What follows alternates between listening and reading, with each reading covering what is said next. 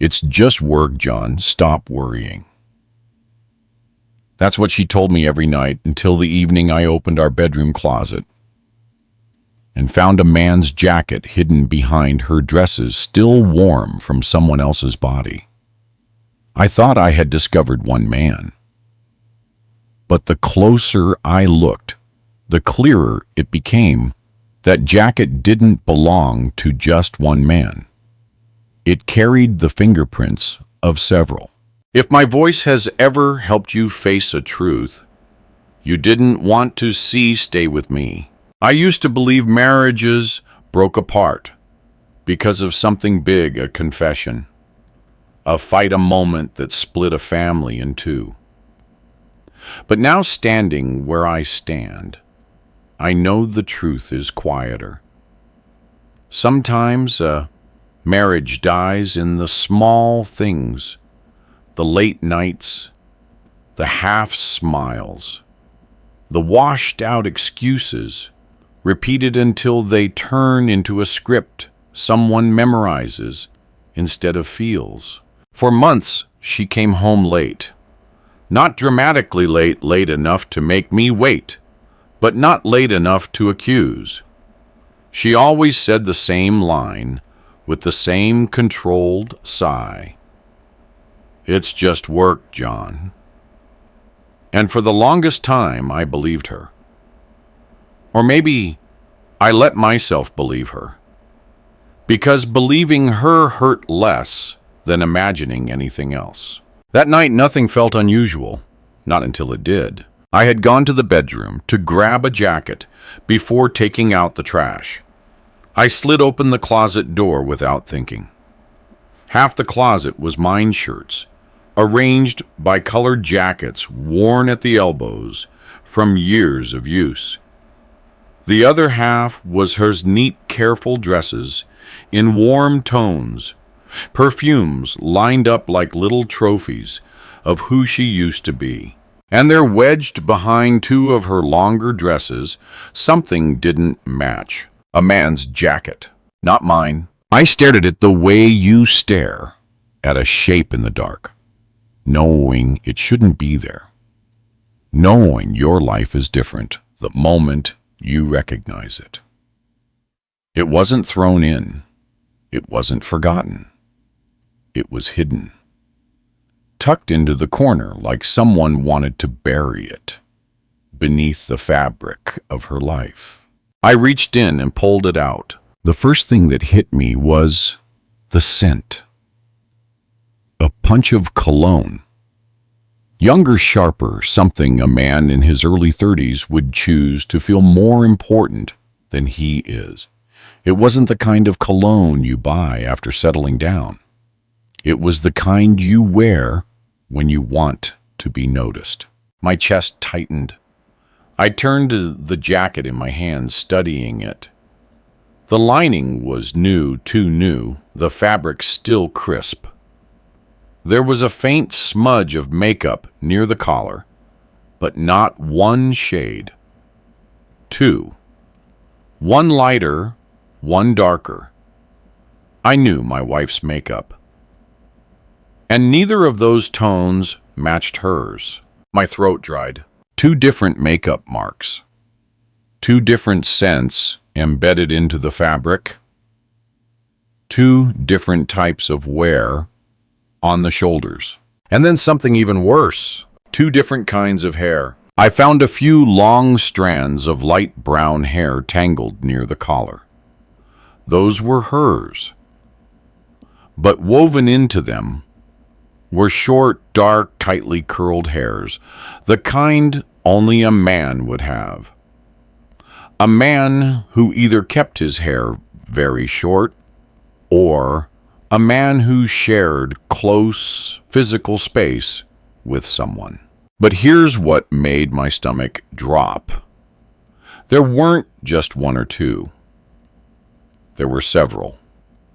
Different lengths, different colors. One jacket, multiple men, multiple touches.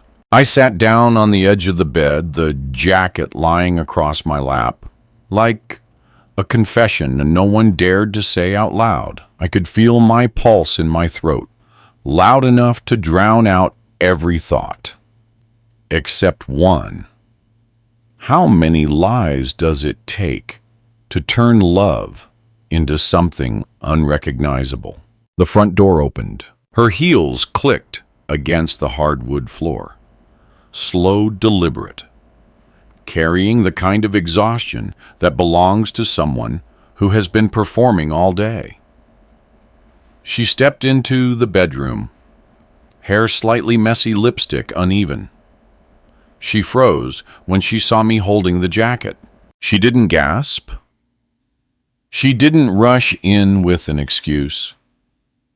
She didn't even pretend not to know what it was. Her face didn't show fear.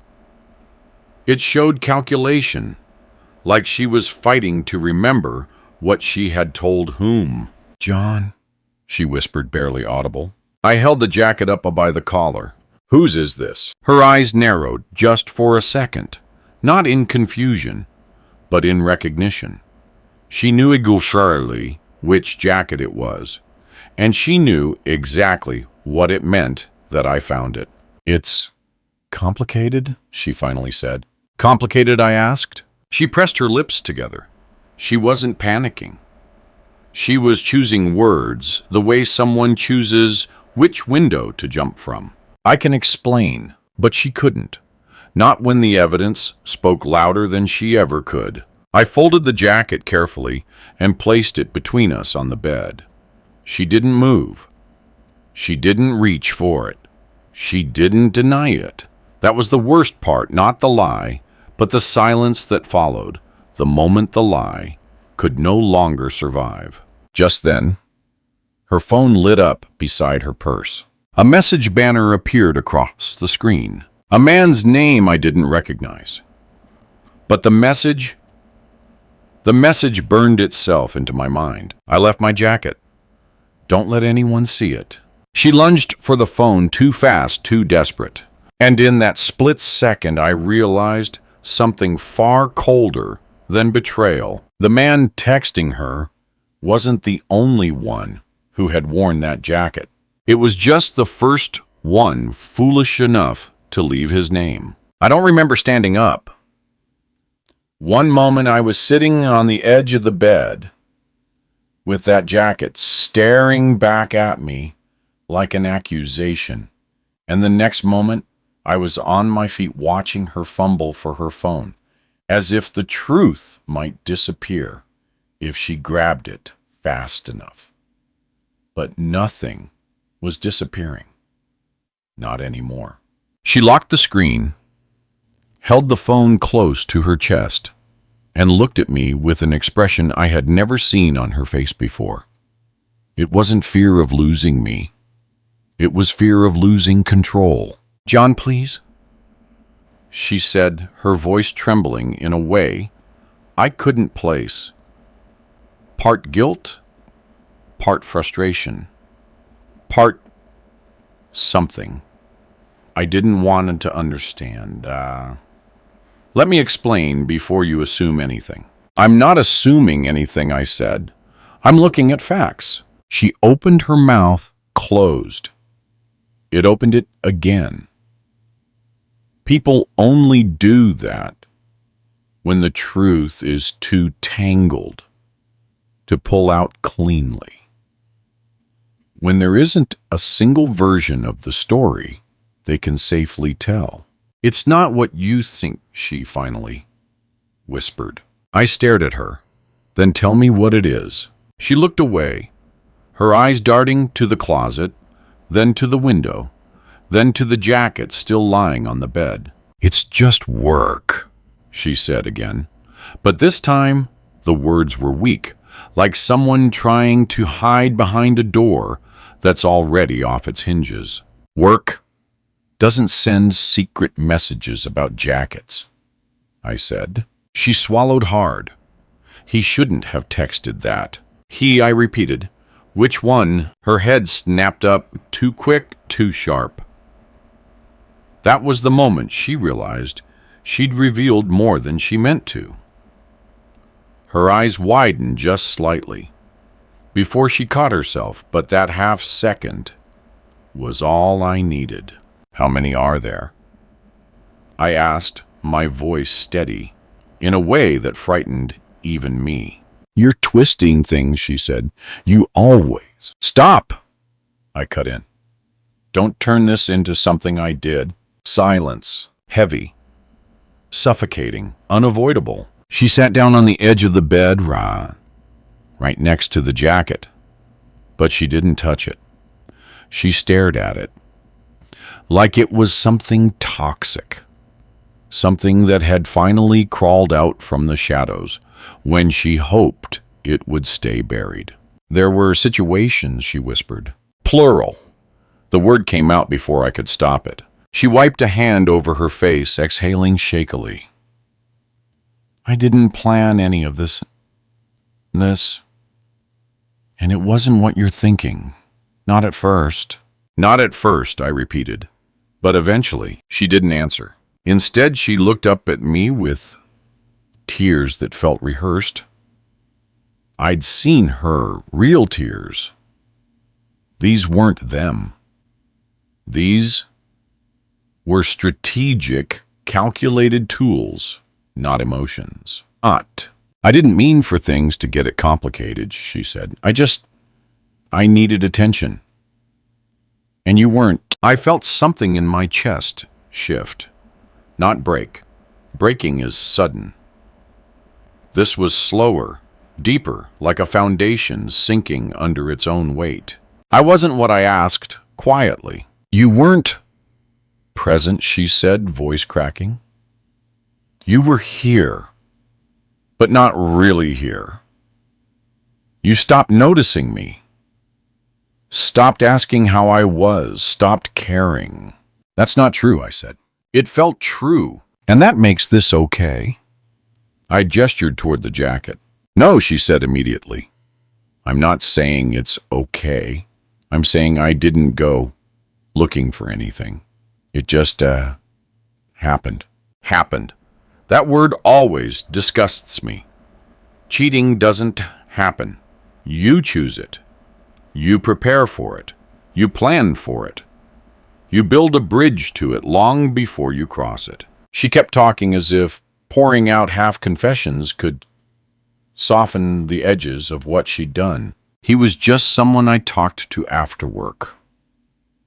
Someone who listened. Someone who made me feel like myself again.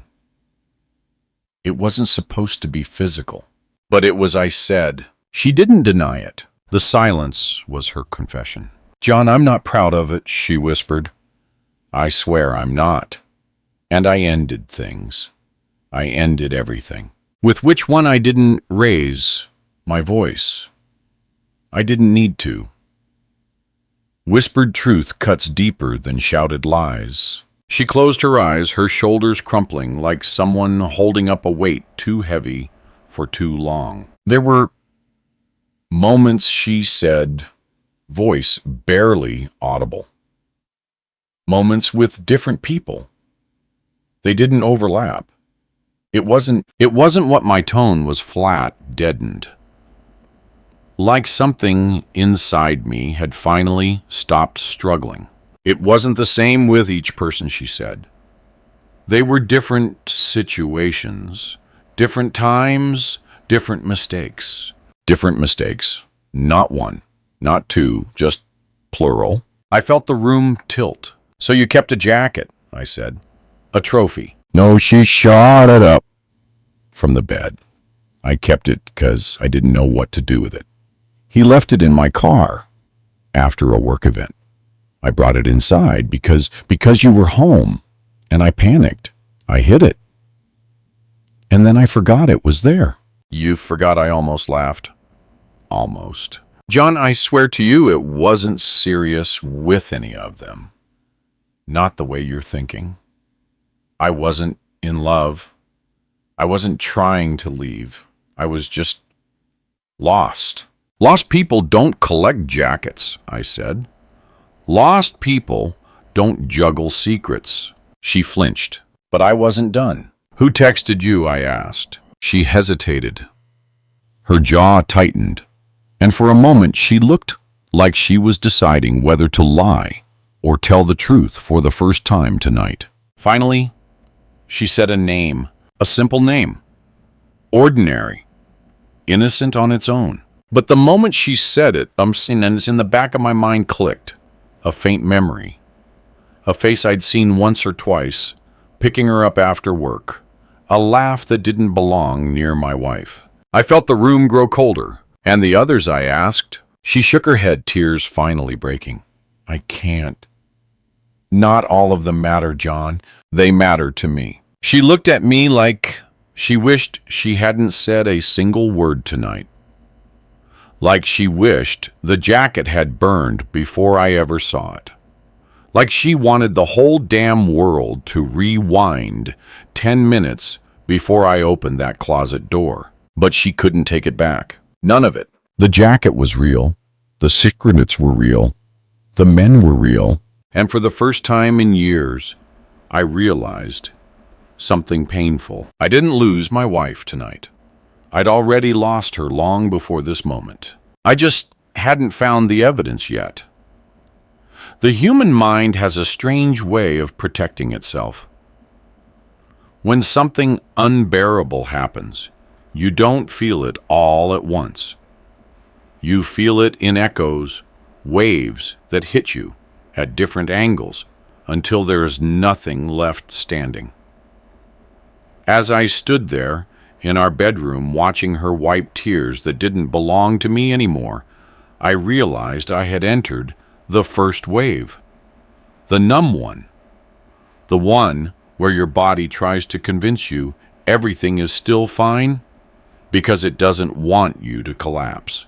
I didn't collapse. I walked to the window, instead opened it slightly, and breathed in the cold night air.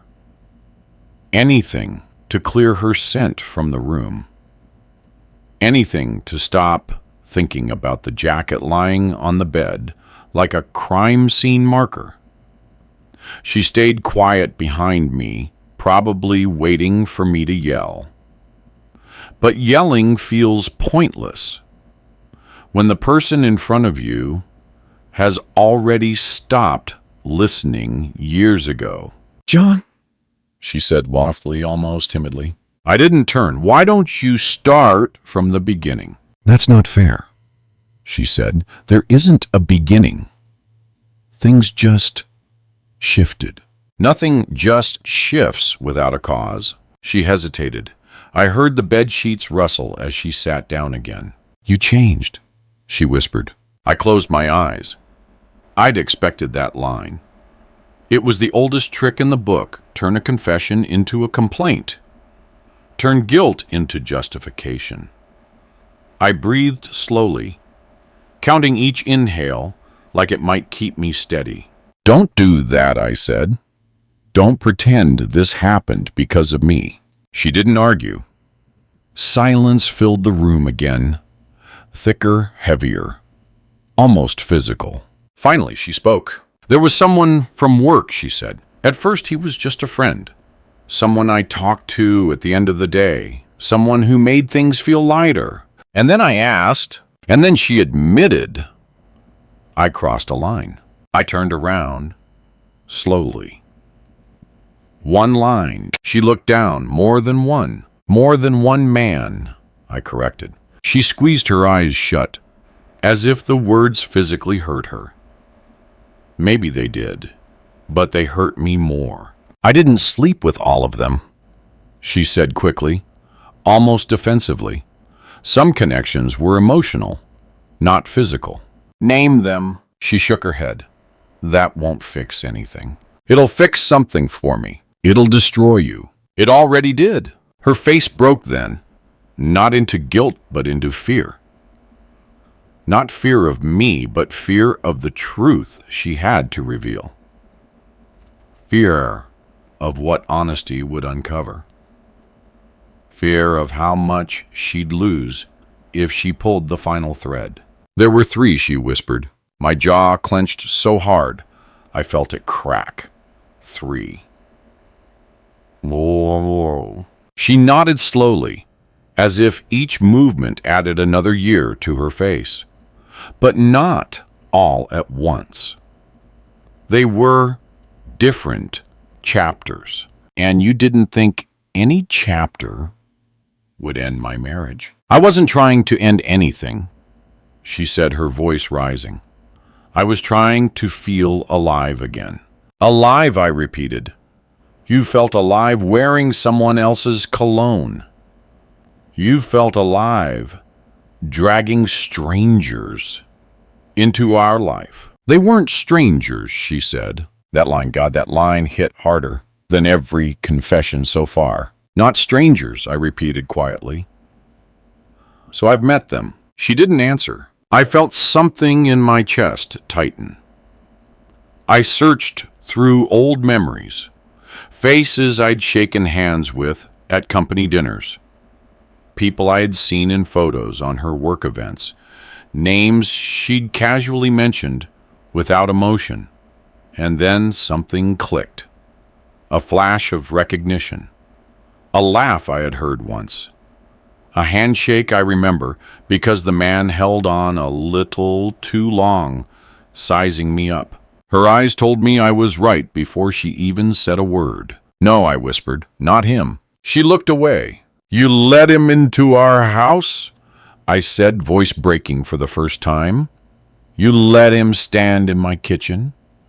You let him talk to me like he respected me. It wasn't what you think, she said desperately. We were over before. You think that makes it better? She covered her face with her hands. I'm not asking you to forgive me. I'm asking you to understand I didn't do this to hurt you. That's exactly why it hurts. We stayed like that for a long moment. Her sitting on the edge of the bed, me standing near the window, trying to breathe through the wreckage. The air felt wrong. The room felt wrong. The woman I was looking at felt like a stranger, wearing my wife's skin. So what now, she whispered. That question should have had an answer. Any answer. But all I felt was an empty space where certainty used to live. I finally asked, Does he know you're married? She nodded. Do the others? She nodded again, sober this time. And that didn't stop them. No, she said. It didn't stop me either. There it was. The cleanest, cruelest truth she'd spoken all night. Because once someone says this, that there's no misunderstanding left. No excuses, no illusions, just reality. The kind that breaks and remakes a man in the same breath. I sat down across from her, facing her fully, for the first time since the jacket fell out of that closet. She looked small, hunched, almost fragile. But I knew better. Fragility doesn't cause this much damage. Tell me about the jacket, I said. Her breath hitched. I told you. He left it by accident. Which one of them? She didn't answer. The one who texted you, I asked. He's not the one who wore it the most. My stomach dropped. The most? The tremor in her voice confirmed what I had already feared. That jacket. Passed hands, she said. They borrowed it from each other. I stared at her in disbelief. You're telling me, I said slowly, that the men you were involved with knew about each other? She didn't need to answer. Her silence said everything. And for the first time that night, I felt something colder than betrayal. I wasn't just cheated on. I'd been made a joke, a private joke, between men who shared more than a jacket. A joke told behind my back, inside my marriage, inside my own home. And the room, our bedroom, suddenly felt too small to hold the weight of what she'd admitted. There are moments in life when you don't feel anger, or sadness, or shock. You feel humiliation, A kind of humiliation that burns slow, deep, and steady, like a flame that doesn't need air to survive. That's what filled the room after she said the jacket passed hands. Not betrayal, not heartbreak, just the quiet, sour taste of being laughed at without knowing it. I sat there staring at her, wondering how many nights those men exchanged stories about me, about my house, about my marriage, my life, like it was a shared secret among them, an inside joke passed around, along with the jacket. She knew exactly what her words had done. She shut her eyes and inhaled like she was preparing for a blow. "John!" "It wasn't like that," she whispered. "No." My voice didn't rise. It didn't need to. "You're telling me they shared a jacket, but not the truth." She shook her head quickly. Too quickly. "No, they didn't sit around talking about you. They weren't friends. They worked together sometimes. They crossed paths." "They crossed you," I corrected. Her jaw tightened. A flicker of anger. The wrong kind of anger. The self-pitying kind. "You're making it sound disgusting," she said. "It didn't happen the way it looks. It looks like you let three men walk through the same doorway into your life," I said, "and none of them bothered to wipe their feet." She flinched at that. Maybe because it was cruel. Maybe because it was accurate. I stood up and paced the room. I didn't want to look at her face anymore. I didn't want to see that mixture of guilt and justification and fear that she kept cycling through like a roulette wheel, landing on a different excuse every spin. "How long?" I asked, without turning around. "With who?" she asked quietly. "All of them." The mattress creaked as she adjusted her weight, stalling. Different lengths. One of them, months. The others, not that long. "Not that long," I repeated, "but long enough for them to share clothing." She pressed her lips together, refusing to look directly at me. I stepped closer to the bed, closer to the jacket, as if studying it would somehow make all of this make more sense. But it never did. It looked harmless, common even. An ordinary jacket worn by an ordinary man. Except it wasn't. It was a map, a timeline, a record of places my marriage had gone without me. "Tell me their names," I said. Her breath snagged in her throat. "John, that won't help anything." "It'll help me understand who I've been shaking hands with," I said. "You haven't—" She caught herself. Her eyes darted toward the door, toward the hallway, as if searching for a version of the truth she hadn't used yet. I folded my arms. "There's more." "No," she snapped. "Too fast. Too sharp." "There is," I said. "You're not lying well anymore." Tears rose in her eyes again, but I stayed calm. Tears meant nothing now. Tears are easy. Accountability is hard. Finally, she looked at me and whispered, "Two of them have been here." In my house, my voice was as cold as I had ever heard it. She nodded. "When I was home," I asked. "No," she said quickly. "Never when you were here." I rubbed a hand over my face. My skin felt too tight. "But they've stood where I'm standing." She nodded again. "And sat where I sit." "Yes." "And touched you in my home." She looked away. "You opened this house to them," I said, my tone flattening again, like someone walking through the remains of a burned building, naming what used to be there. "You invited them into my marriage." "Don't say it like that," she whispered. "How should I say it?" I asked. Silence answered me. "I walked to this dresser, pulled up, opened the drawer where I kept old photo, I wasn't looking for anything in particular.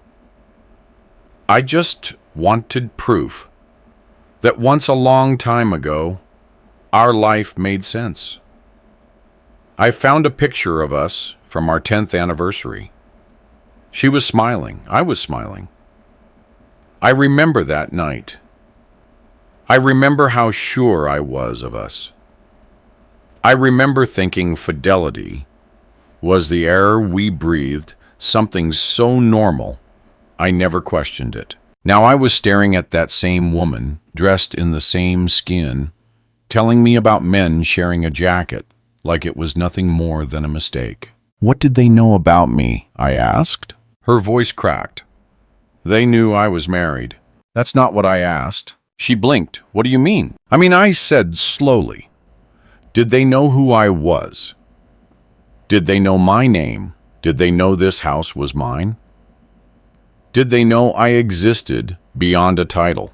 She took too long to answer. They knew your name, she finally said, and that you worked at the firm, and that you traveled a lot, and that you were... She stopped. That I was what? A good man, she said quietly. A good man. The words sounded like an insult coming from her. Did they joke about me? I asked. No, she said instantly. Again, too fast, too defensive. Try again, I said. They didn't laugh at you, she insisted, almost pleading now. They laughed at the situation. The situation, I repeated. The situation being you cheating on me. She folded into herself again. Her shoulders shrank, her posture caved, as if the truth had weight, and she was finally feeling all of it. But she didn't deny it. She couldn't. Did they know about each other? I asked. Her silence lasted too long. Finally she whispered, not fully. Not fully, I echoed, but enough. She didn't argue. The room suddenly felt colder, emptier, stripped of every memory I'd built inside it. You let men walk into your life, I said, and each one knew he wasn't the only one. That's not how it was, she said, her voice trembling. Things overlapped, and I lost control. You lost control, I said, and I lost my marriage. She covered her mouth to stifle a sob, but I stood there steady, unmoved. What now? She asked through her hands. What do you want from me? I want you to tell me the truth, I said. All of it. Every piece. Every name. Every place. Every time. She shook her head like a child refusing medicine. That's the only way forward, I said. I can't, she whispered. You can, I said. You just don't want to face what you did. Her eyes lifted to mine, red, wet, terrified. John, what? If I tell you everything, she said, voice breaking, you'll never look at me again. I exhaled slowly. I'm not sure, I said, that the woman I'm looking at right now is the person I married. She closed her eyes, and for a brief moment, the house felt so silent I could hear my own heartbeat echoing in my ears. Then she whispered something so soft I barely caught it. One of them wanted to tell you himself. And just like that, the next wave hit. One of them wanted to tell me himself. The words hung between us like a threat and a promise at the same time. I didn't react right away. My brain took a second to process it, to run through the implications. These weren't just men who used my marriage as a playground and then disappeared back into their own lives. At least one of them had thought about stepping out of the shadows, looking me in the eye, and saying, I'm the one. I didn't know if that made him better than the others or worse. Say that again, I said. She swallowed. He wanted to tell you. He said he was tired of hiding, tired of sneaking around. He thought you deserved to know. And you stopped him, I said. Her silence was the confirmation. How? I asked. When did he decide it was his moral awakening. Before or after he used my house? Before or after? He put his jacket in our closet. "John, please don't say it like that," she whispered. "How should I say it?" I asked, politely. She took a slow breath. He started feeling guilty. He kept talking about it, saying it wasn't right, saying you didn't deserve it. He respects you. I let out a low, humorless laugh. He respects me. She flinched like the sound hurt. I know how it sounds, but he wasn't like the others. There were no others until you made them, I said. Who is he? She hesitated, her fingers knotting in the blanket, like she needed something to hold on to. You've seen him before, she said. Where? At the company dinner last spring, she replied. He sat across from us. You shook his hand. Faces flashed through my mind. Men in suits, drinks in hand, polite smiles, harmless jokes about work and deadlines and commutes. I tried to hear their names again, tried to see which one had looked at my wife for a little too long or at me for a little too short. He told you he liked your presentation, she continued. Said you were sharp. Said he admired how you handled the room. That narrowed it down. I remembered a guy like that. Mid-30s. Confident, but not loud. Dark hair, clean-shave eyes that watched everything. He'd leaned in during our conversation, asked thoughtful questions, made just enough compliments to seem genuine. I'd walked away thinking, that guy will go far. I hadn't realized he'd be going far into my marriage. His name, I said. She whispered it. And suddenly the handshake came back in perfect detail. The way he'd gripped my hand with both of his, like he was grateful or apologizing. The way his eyes had lingered on me for a second too long, serious, in a room full of laughter. I had thought he was just ambitious. A young guy looking up to an older man. Now I knew what he was really looking at. He knew we were married, I asked. Yes, she said. From the beginning. And he didn't push for anything. At first, she cut in quickly. We just talked. That's how it always starts, John. It's not like people walk in and announce they want to blow up your life. It starts with a message. A joke. A shared complaint about work. A drink after a late meeting. You talk about harmless things until the harmless things become personal. And then one day you look up and realize you crossed a line 3 months ago and never noticed. Her explanation was clean, practiced, maybe even true. But I didn't care how it started. I cared how it ended. How close did he get to telling me, I asked. She looked at me, eyes wide and glossy. Close. Define close. He wanted to talk to you. After that dinner, she said.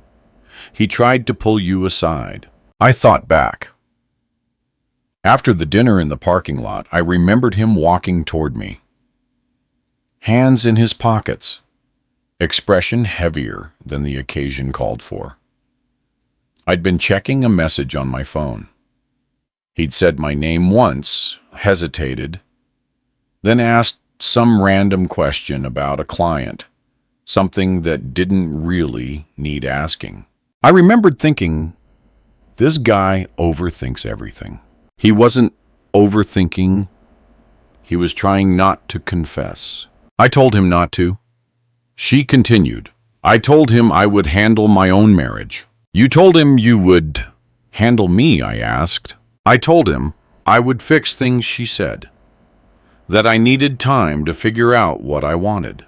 And what did he want, I asked. Her silence stretched. He wanted me to leave, she said finally. Something in me went quiet. "Leave me," I said. She nodded.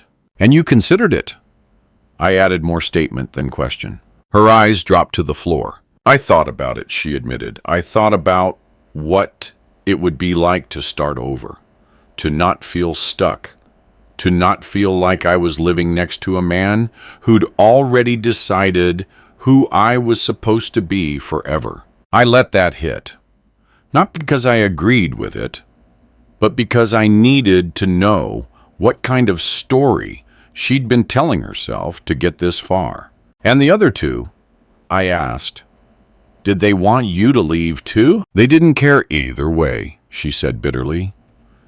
"They just wanted the parts of me they liked." I sat back down, but this time I left more space between us. The bed felt like neutral ground, now something that belonged to neither of us, haunted by too many versions of the people we'd been. "You said he wanted to tell me himself," I said. "So what stopped him?" "Just your word." "He tried again," she said, a few months later. "He said he couldn't stand the guilt, that seeing you at work made him feel like a thief." "He is a thief, I know," she whispered. "But he wasn't like the others. He actually cared." "He cared about himself," I said. "He wanted to confess so he could live with his reflection again." Her jaw clenched. "Maybe, but he was the only one who thought you deserved the truth." "And you didn't," I said. She didn't argue. A thought crept in then, unwelcome and sharp. "If he wanted to tell me," I said slowly, "did he ever try to contact me without going through you?" "What do you mean?" she asked. I said, did he ever try to call me, message me, send anything at all that you intercepted before it reached me?" Her eyes shifted. That was all I needed to see. "Answer the question," I said. "He wrote an email," she admitted. "Drafted it. Showed it to me." "And you deleted it," I said. "I begged him not to send it," she said. "I told him it would destroy everything. Our families, our jobs, our reputation. I told him you wouldn't recover from it." "I'm not recovering from it now," I said. She blinked back tears. "I thought if I kept it contained, if I kept it between us, it would hurt less." "Less for who?" I asked. "Because from where I'm standing, everyone else in this triangle had more information about my life than I did."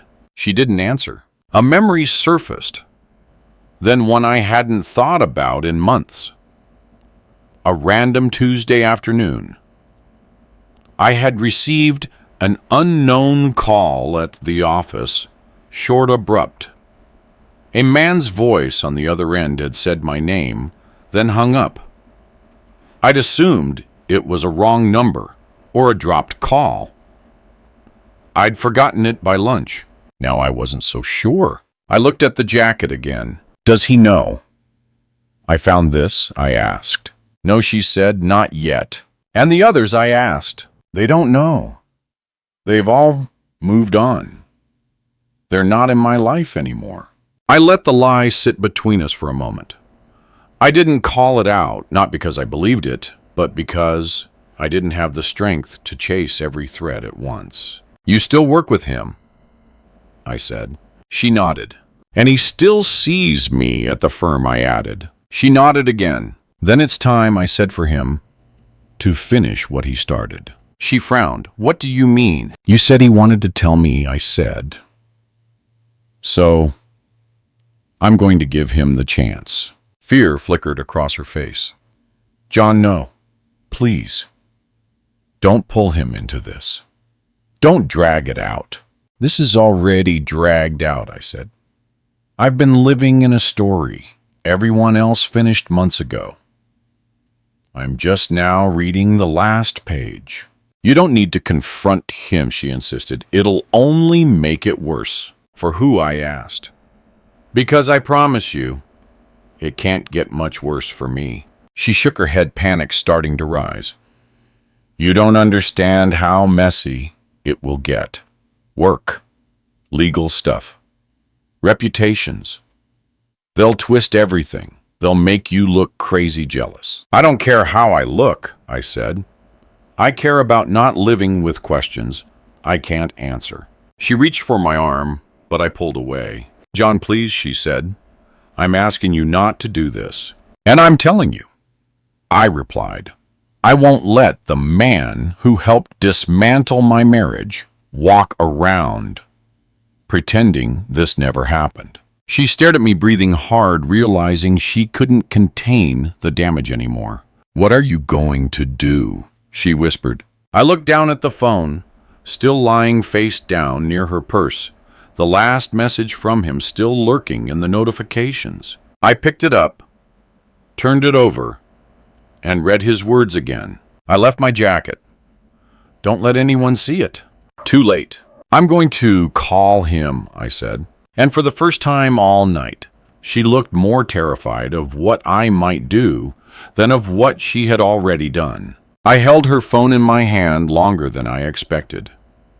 It felt heavier than it should have, like the weight of a truth I had never been meant to see. The screen dimmed, but his name stayed burned in my mind. A man I had shaken hands with. A man who'd sat across from me at a company dinner.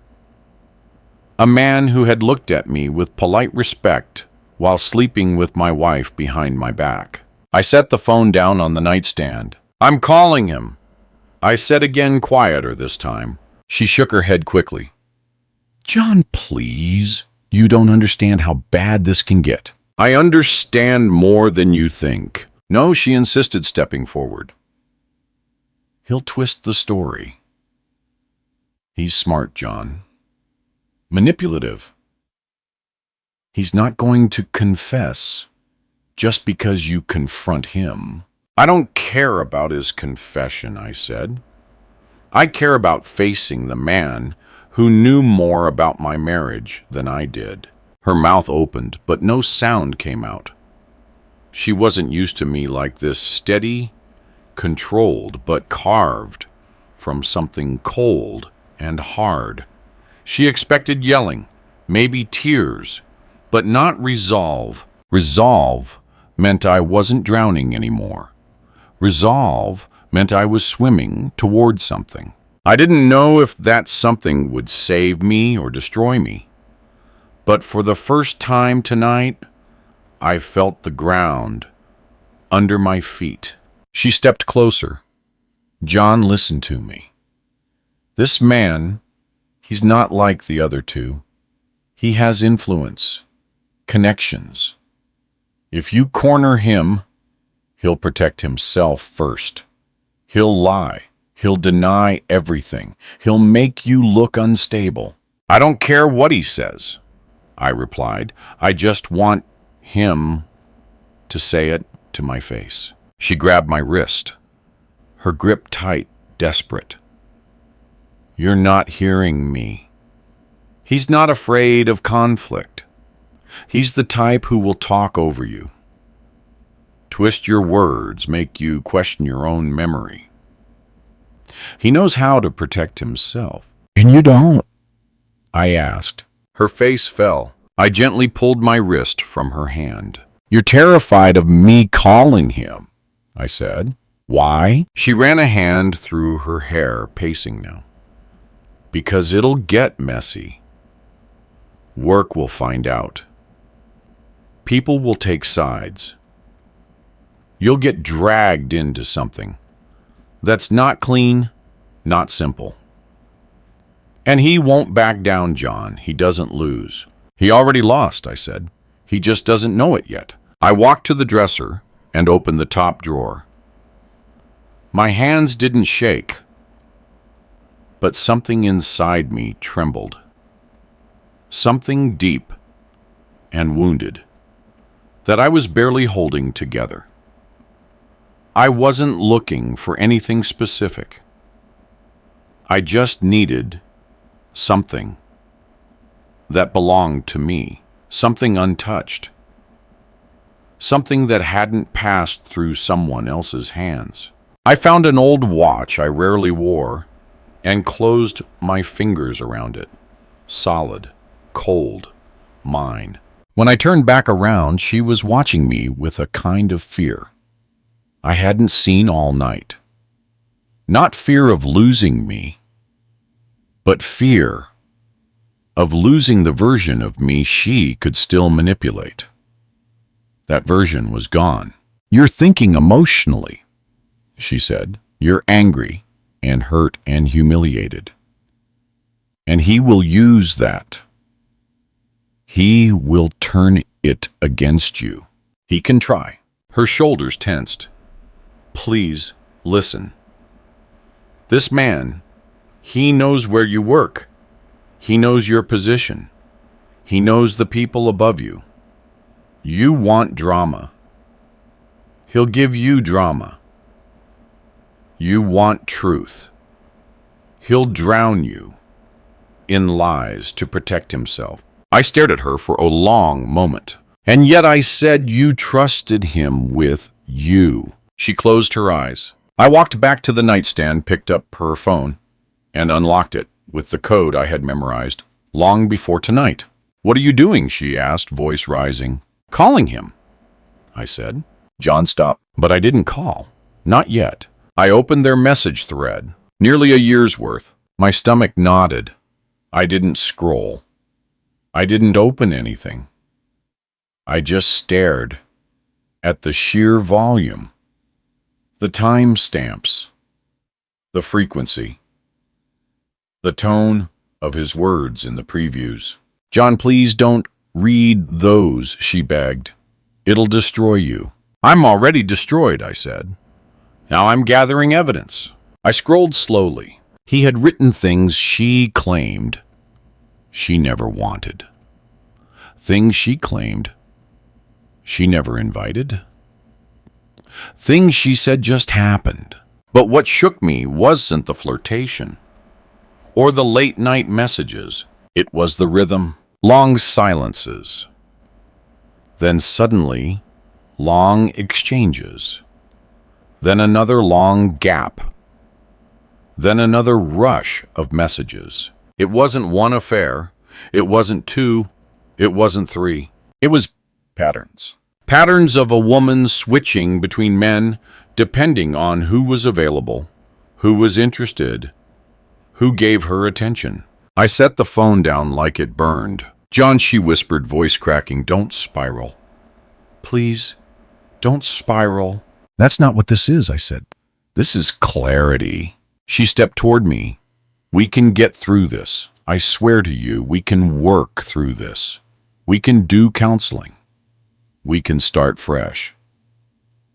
But calling him won't bring you peace. He's the only one who ever wanted to tell me the truth," I said. "Maybe I should let him." "You don't understand him," she said. "He isn't doing this out of guilt. He's doing it because he wants to control the narrative. He wants to paint himself as the one man who cared. He'll twist everything. He'll make it look like I chased him, not the other way around." "Did you?" I asked. She froze. "No," she finally said, "not at first." At first. Those two words were knives. I picked up her phone again. "John," she pleaded, her voice breaking into panic. "I'm begging you. Don't call him, please. Don't. I know you think it will give you power back, but it won't. It will ruin everything, your work, your reputation. And he will come out clean. He knows how to do that. Please, don't make this worse." I looked at her, really looked, her shaking hands, her tear-streaked face. The fear that wasn't for me, but for herself. "You're not scared of what I'll learn," I said. "You're scared of what he'll admit about you." She stopped breathing, and that was when I knew something. She hadn't told me everything, not even close. I stepped past her phone in hand. Where are you going? She whispered. To talk to the man who broke my marriage, I said. John. And maybe I added the man who thinks he can break me too. I opened the bedroom door. Her voice cracked behind me. John, please. He's not the only one. I stopped walking, turned slowly. What did you just say? She covered her mouth like she wanted the words to crawl back inside. There's something I haven't told you, she whispered, shaking. And just like that, I stood in the doorway, halfway between the life I had lived and the storm waiting outside it. Her words hit me harder than any confession yet because they didn't sound defensive. They sounded terrified. Terrified in a way that had nothing to do with guilt and everything to do with consequences. He's not the only one, she whispered again, her voice trembling so violently I almost missed the words. I stepped back into the room, slowly closing the door behind me. What does that mean? She pressed both hands against her mouth, her shoulders trembling. For the first time tonight, she didn't look calculating or guilty or manipulative. She looked scared, truly scared. Sit, she whispered. I'll stand. John, please, I need you to sit. Her voice cracked halfway through the sentence, and something in me shifted. I didn't want to sit, didn't want to be vulnerable, didn't want to give her the advantage of height or position. But the fear in her eyes wasn't something she could fake. Whatever she was about to say, it wasn't just another confession. I sat. She stayed standing, arms wrapped around herself like she was cold. You think you understand everything. She began speaking slowly, choosing each word like it was a shard of glass. She had to pick up carefully. You think this is about me and them and the lies I told? It is, I said. No, she whispered. There's something bigger. Something I didn't know how to tell you. Something I kept quiet because I thought if it never came out, you might still, hold on to us. Just say it, I said. She inhaled shakily. The man who wanted to tell you, he wasn't doing it to come clean. And he wasn't doing it because he respected you. Her voice wavered. He was doing it because he isn't afraid of you or of anyone. What does that mean? I asked, my tone sharpening. She shut her eyes. He knew if he exposed the truth, nobody would touch him. Not at work. Not in the department. Not anywhere. He's not untouchable, I said. Yes, she whispered. He is. I frowned. Why? She slowly sank onto the bed, her breathing shallow. Because he isn't the only one I was involved with at the company.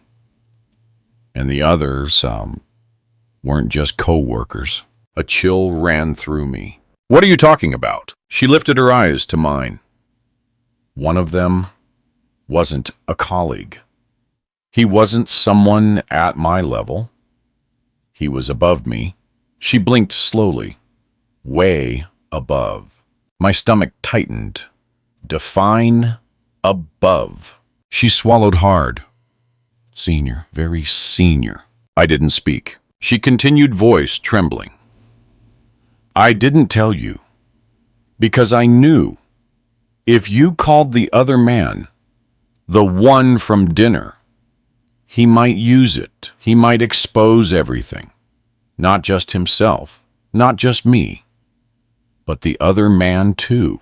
And I asked, my voice ice cold. And if he exposes that, she said, it's not just our marriage that falls apart, it's my job, My reputation. Your job. Your relationships at the firm. Everything. I stared at her. You slept with someone above you at work. She nodded, eyes filling. Yes. A boss. Yes. Your boss. Odie. She hesitated. Yes. I stood up so fast the bed creaked. And you didn't think that was relevant. I was terrified, she said, tears streaming now. I didn't know how to tell you. And the man you want to call, he knows. He knows everything. He knew before anything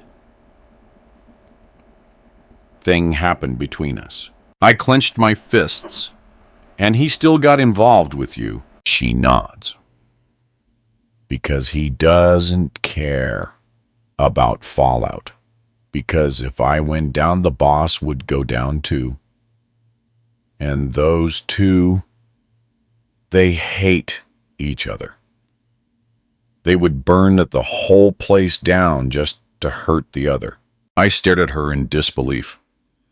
So, I'm not walking into a conversation with one man. I'm walking into a war. She nodded desperately. Yes. And you will be the weapon. I paced the room, trying to make sense of the layers. 3 lovers, one being a coworker, one being a departmental equal, and one being her direct superior.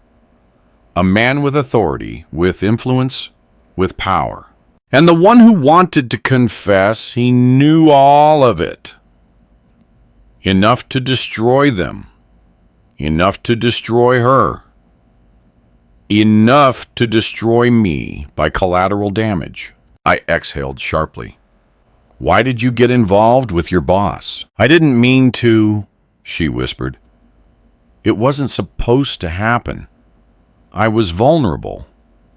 He was attentive. Then things blurred. And once it happened, I didn't know how to escape. I was scared, not just of losing my job, but of him. I froze, scared. How? She didn't answer. Did he threaten you? I asked. She shut her eyes again. Not directly. Indirectly, a tear slid down her cheek. Slow and heavy. He's the reason the jacket was here, she whispered. Your boss left that jacket? I asked. Stunned. No, she said quickly. Not him. But he knew about it. He knew someone else had been here. He made comments. He pushed. He implied things. I tried to breathe, but the air felt thinner. And the man from the dinner, he knew about the boss. Yes. So your boss knows your coworker was involved. She nodded. And your coworker knows you slept with your boss. Yes. I backed away from her, the realization slamming into me so fast I had to steady myself on the dresser. You're telling me, I said slowly, that the men you were involved with know about each other. And they're using that information like leverage. She cried harder. Yeah. And they know I don't know. She nodded shakily. And if I call him, I said the last piece, clicking into place, he'll use me to blow this open. She covered her mouth again, sobbing. John, I swear to you, you can't call him. If you do, he'll expose everything. To your job, to mine, to the department, to HR. To anyone he can hurt.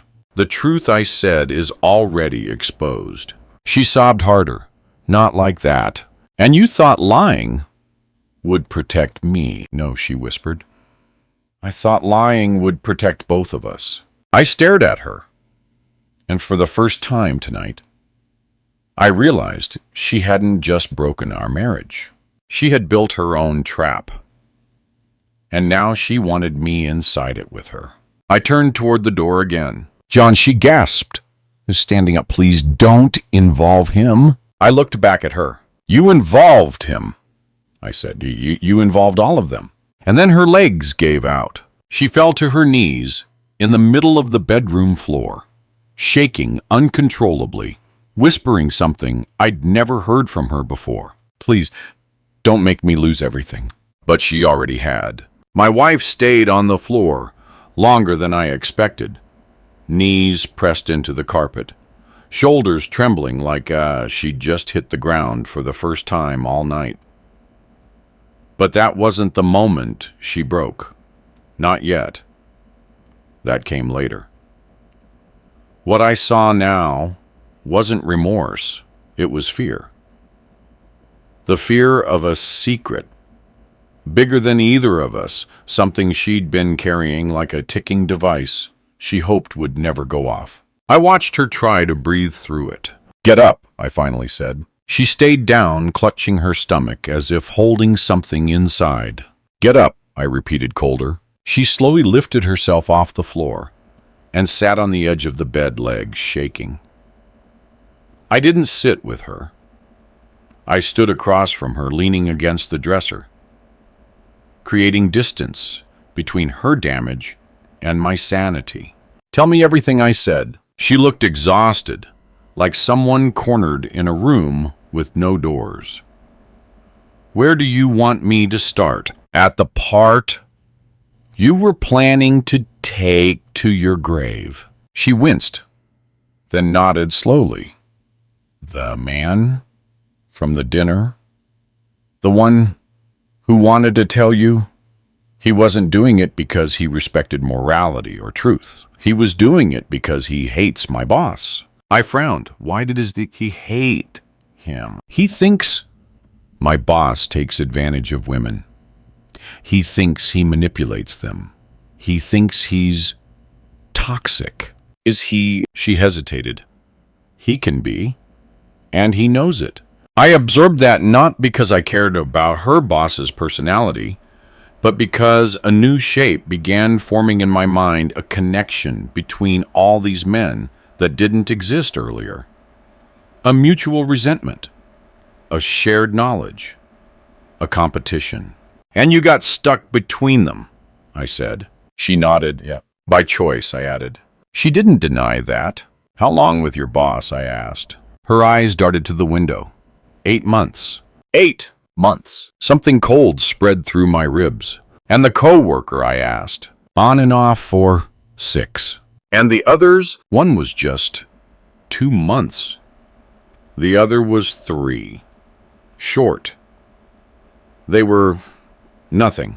"Nothing for you," I said. "Everything for me." She pressed a shaking hand to her forehead. "John, I swear, I didn't plan any of this. I didn't start any of them thinking they'd overlap. I didn't want it to get tangled. But once lies start, they multiply. And once secrets form, they attract more secrets." I stepped forward. "Once you gave one man permission, you blurred the boundary. Once it blurred, you erased it." Tears filled her eyes again. "You're right." "I know." She wiped her face. "John, there's more." "Of course there is." She took a deep breath. "My boss found out about the coworker. Not because I told him. He saw a message. And instead of ending things with me, he used it. Used it how I asked. To keep me quiet," she whispered. "To keep me in his orbit. To make sure I didn't talk. He said if I ever caused problems, he'd expose me. Not just to HR, but to you." I felt something inside me snap. Quietly. Without sound. "You let your boss threaten you?" I said. "No, John, he never said the word threat. He didn't have to. It was implied. Implied enough that you believed it." "Yes." "And you said." "Yes." I stared at her, trying to understand the logic of someone who destroyed herself so thoroughly that she couldn't even see the path she took. "So your coworker knew about your boss," I said. "Yes." And your boss knew about your coworker. Yes. That means she finished for me barely audible. They knew about each other. I felt nauseous. And the other two, I asked. She shook her head. No, they weren't involved. They were separate. But the man you want to call, he knows everything. He knows about my boss. He knows about the others. He knows what the boss said to me, and he's reckless. If you call him, he'll talk. He'll expose everything. He'll burn everything down. And you're afraid he'll burn you with it. She nodded. And me, I added. Her lips trembled. Yeah. I walked to the nightstand, picked up her phone again, and studied the contact name. You realize, I said quietly, that this one man, has had more access to the truth of my marriage than I ever did. She looked away. And he has leverage over you, I added. Tears spilled down her face. Yes. And influence at the firm. Yes. And a motive to expose your boss. Yes. I locked eyes with her. And what motive does he have? To talk to me privately. Her silence was the answer. He wants to hurt your boss, I said. He wants to bring him down. And using me is convenient. No, she whispered. He doesn't want to hurt you. Everyone already has. John. No, I said. Stop. She froze. She said, you've told me their timelines, their roles, their power, but you haven't told me the part you're most afraid of. Her breathing hitched. I stepped closer. You said he's not the only one I shouldn't call, I said. Meaning what? That there are more men I shouldn't talk to, or that there's something deeper you haven't told me. She squeezed her eyes shut and covered her mouth again, shaking harder than before. Tell me, I demanded. Her voice came out in pieces. He wasn't the only one who wanted to talk to you. I stared at her. What? She choked on a sob. Another man wanted to tell you too, but not for the same reason. I felt every muscle in my body tighten. Why, I asked. She looked up at me, and the fear in her eyes was different this time. Not fear of exposure, not fear of consequences, but fear of the truth itself. Because he didn't know I was still talking to the others. He thought he was the only one. My chest hollowed out, and when he found out he wasn't, I asked. He got angry, she whispered. Not at me, at them. I exhaled through my teeth. Let me guess. He has influence, too. She nodded weakly. Who is he? I asked. She hesitated. Tell me, Sif. He doesn't work at the company, she said.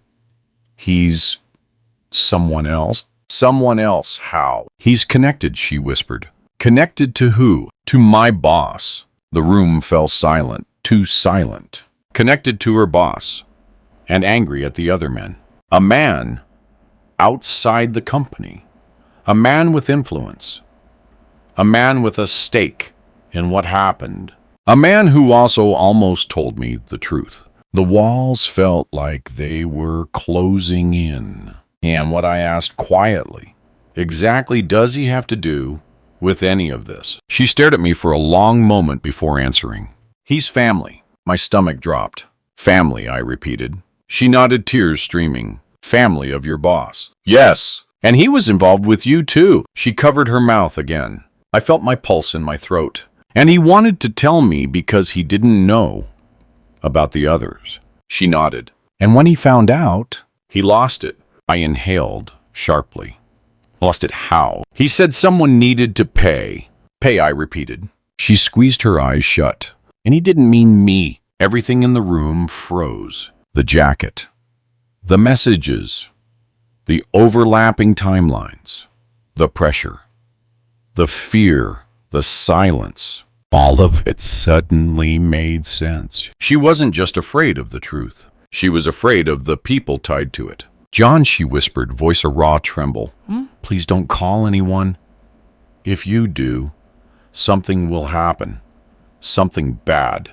I stared at her, everything inside me tightening like a wire pulled too far. What exactly, I asked, is going to happen? Her voice broke completely. He said, if the truth ever came out, he'd come find you. He said, if the truth ever came out, he'd come find you. Those words didn't echo. They detonated, quietly, cleanly, like a fuse reaching the end of a line you didn't know you were standing on. I didn't react at first.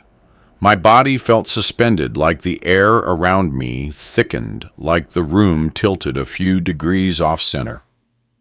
I stared at her, waiting for her to take it back, to say she exaggerated, misunderstood, panicked. She didn't. Her hands shook.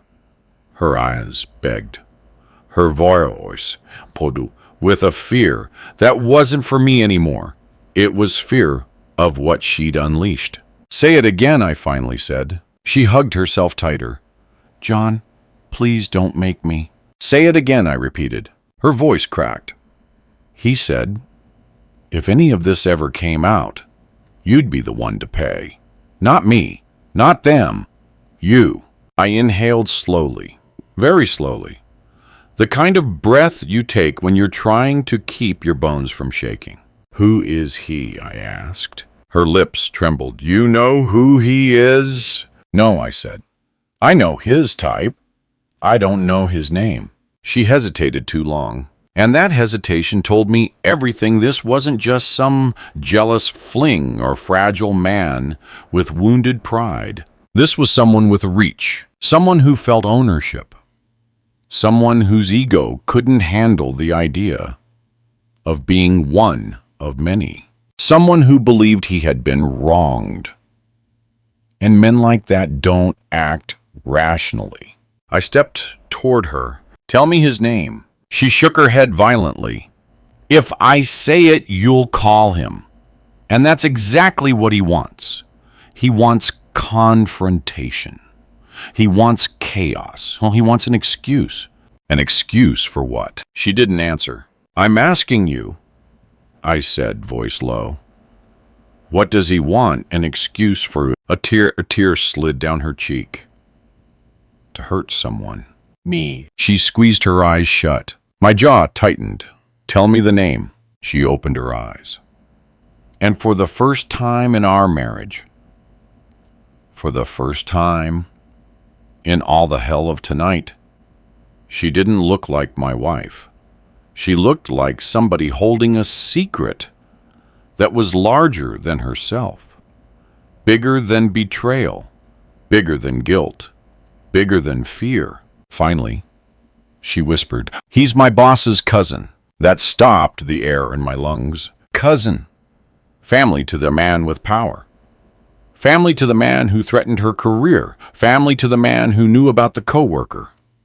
The overlaps, the chaos. What's his role? I asked.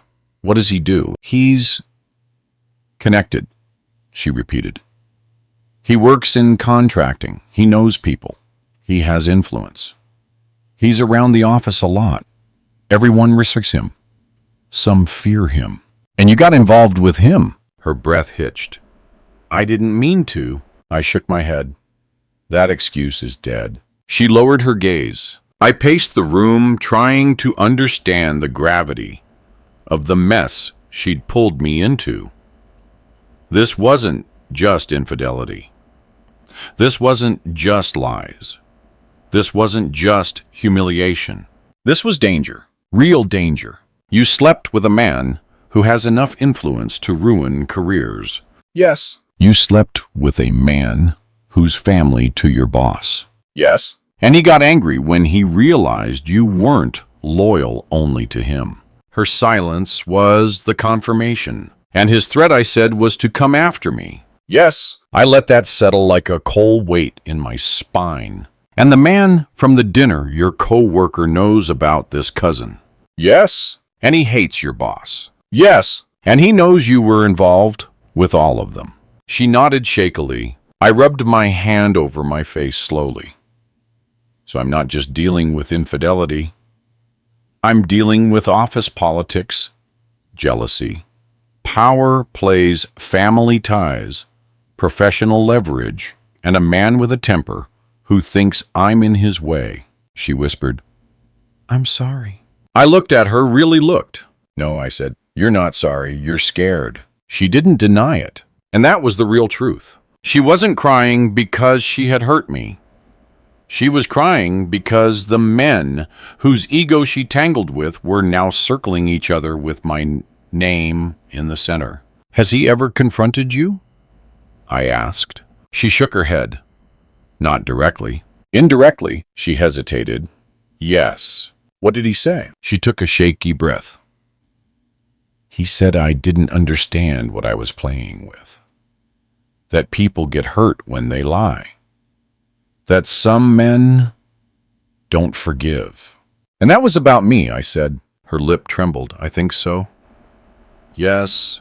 A cold realization hit me. And the jacket, I said, slowly piecing it together. It's part of it. She nodded. I think he left it there. No, I said, you told me he didn't. Her face stiffened. He didn't leave it himself, she said quickly. He gave it to one of them. My blood turned hot. And they left it in my house, I said, on purpose. She didn't answer. You said the jacket had different hairs, I continued. Different makeup. Different wear. It wasn't because it passed between them. I took a slow step closer. It was passed to all of them. Her breath hitched. John, please stop. No, I said. This wasn't an accident. This wasn't clumsiness. This wasn't someone forgetting their coat. I pointed at the jacket on the bed. That jacket was planted. She opened her mouth, then closed it, panic spreading across her face. It was a test, I said. Or a message. She shook her head. No. That cousin, I said, voice low, wanted to mark my house. John. He wanted me to find it. Please, stop. He wanted me to know someone else was here. She covered her mouth, sobbing. He wanted me involved. She broke into a full sob. John, please, please. But I wasn't listening to her tears anymore. I was listening to the truth underneath them. He wanted me to react, I said.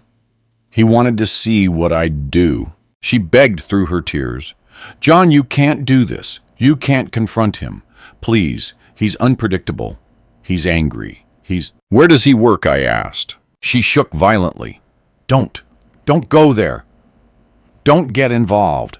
Where I repeated, does he work? John, please. Say it. Her voice cracked. He works in the same building as you. The world went still. Same building? Same elevators? Same hallways?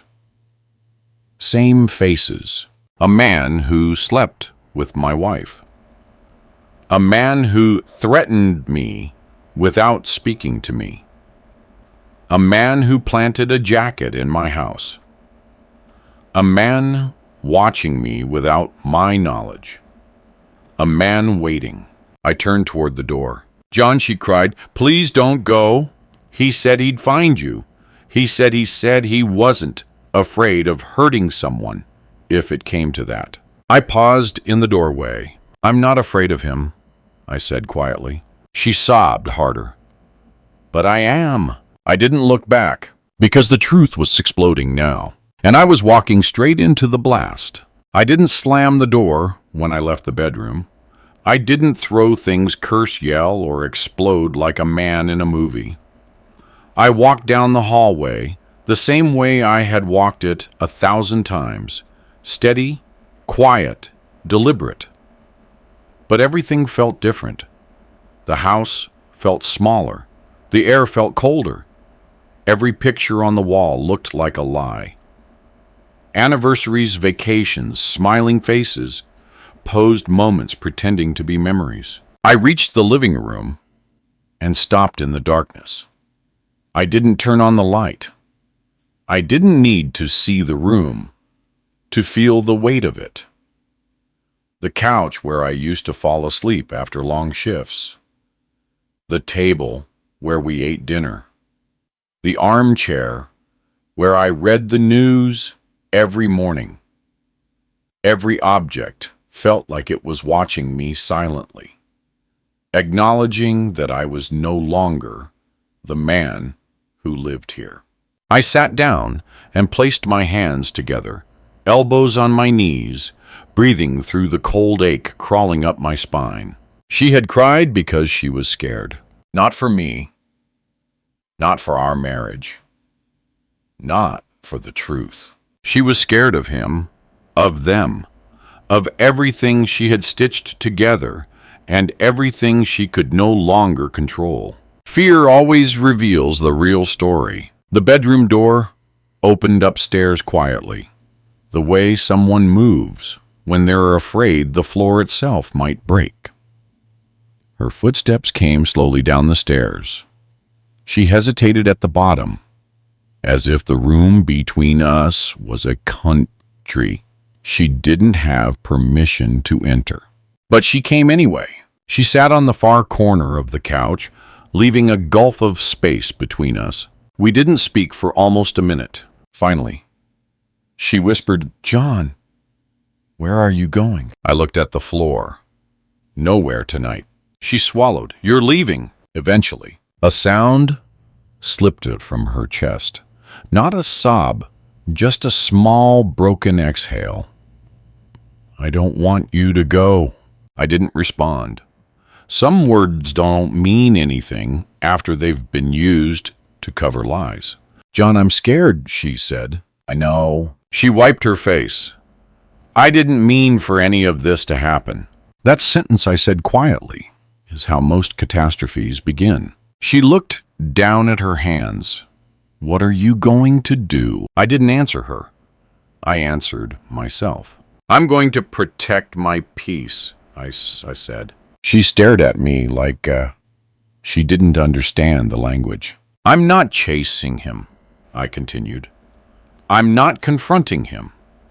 I'm not hunting anyone. I won't be part of whatever power game he thinks he's playing.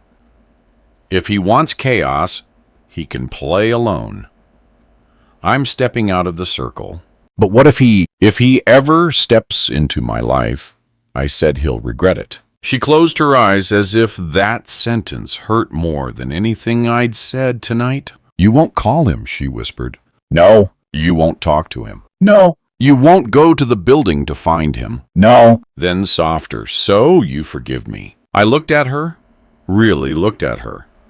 The trembling hands, the ruined mascara, the fear, not of losing me, but of losing control. "No," I said, "if forgiveness is something you earn, you haven't earned it." She nodded slowly, painfully, like the truth carved something out of her. I stood. Her breath caught. "Where are you going?" "To get some air." She reached for my wrist, then stopped halfway. "Please don't leave the house." I pulled my arm gently out of her reach. "I'm not leaving. I just need space." She lowered her hand. I grabbed my coat from the rack and stepped onto the porch. The night air hit me like cold water, sharp, sobering, honest. The street was quiet. A single streetlight flickered, buzzing softly. Somewhere in the distance, a dog barked. A car door slammed 2 blocks away. Normal sounds, normal night. While inside my home, nothing normal remained. I walked down the front path and stood at the edge of the driveway. From here, the house looked like any other house, a peaceful suburban home with a trimmed lawn, a porch light, and curtains drawn closed. But I now knew what was behind those curtains. The lies. The chaos. The men. The overlapping secrets. The jacket planted in my bedroom. The threats I didn't ask for. The danger she brought into my life without my consent. I folded my arms, staring at the windows glowing faintly from the upstairs lights. She was inside, sitting on the couch or pacing the kitchen, waiting for signs of whether I would collapse or endure. The truth is, I didn't know which one I wanted. I walked toward the mailbox and leaned against it, staring up at the night sky. The stars were faint, washed out by city glow. But one thing stood out, Alliance. Real, unfiltered silence. The kind you can't find inside a house filled with lies. I let it settle into me before speaking aloud. Not to her, not to him, not to them. Just to myself. I didn't lose her, I murmured. She lost herself long before tonight. A car turned the corner, its headlights sweeping across the street. I watched it pass, half expecting, I don't know, something. The cousin, the coworker, the boss. A confrontation, a shadow, a sign. But nothing happened. And that was the real danger. Not violence, not confrontation, not chaos. The danger was silence. The danger was the realization that my marriage had collapsed long before I opened that bedroom door. After a long moment, I walked back to the porch. I didn't go inside. I sat on the top step, and for the first time tonight, I exhaled without shaking. Behind the door, I heard her sob quietly. But I didn't get up, not because I didn't care, not because I wanted to hurt her, not because I wanted to punish her, but because some truths don't need to be spoken, yelled, or written down. Some truths just sit with you, on a porch, in cold air, under a quiet sky, understanding themselves. I rested my elbows on my knees, stared at the empty street, and spoke the final line of my night into the darkness. I didn't walk away from my marriage tonight. I walked toward myself, and the silence for silence answered me back.